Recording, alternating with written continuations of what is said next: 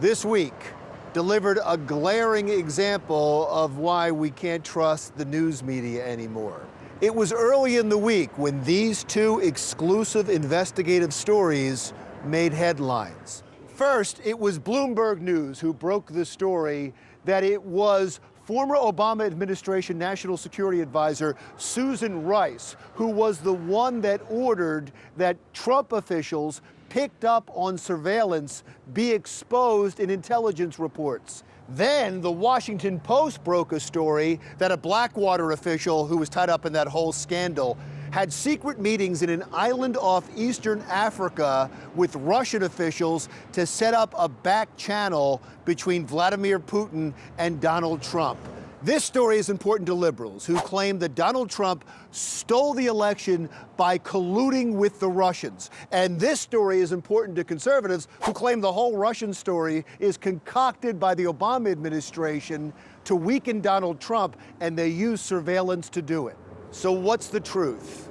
Well, truth is a difficult thing to find these days. Fox News was all over the Susan Rice story. Someone committed a felony. We know that for a fact. But on CNN, the Susan Rice story was much ado about nothing.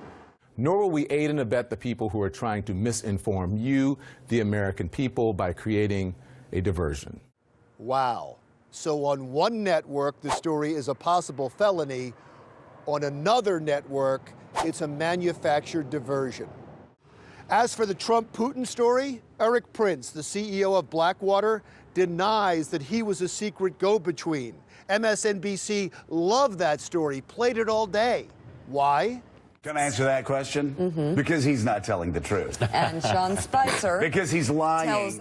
So that was MSNBC. They were all over the secret meeting story. As for Fox News, they didn't really touch that story. They were too busy with Susan Rice. Very telling that she would go on television just recently and lie right to camera and say, I knew nothing about that. Why would she lie about that? Apparently, everybody's lying. He's lying. He's lying, she's lying, And lie. which is why it's difficult to get to the truth. Or maybe we don't really want the truth. You see, cable news has figured out that the nation is so politically divided, they don't have to worry about the truth.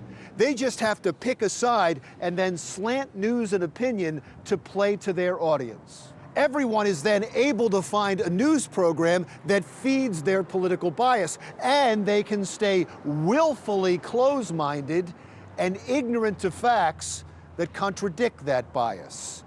Congress is also divided to mirror the media and the country, but they're not to blame. The media is not to blame. We're to blame. We no longer look to news stations for the truth. We look for information to win an argument. Congress, the media, cable news, they're just reflections of us. They won't do better until we demand better. And until that happens, the truth is just a convenient illusion. I'm Larry Menti. See you again next week.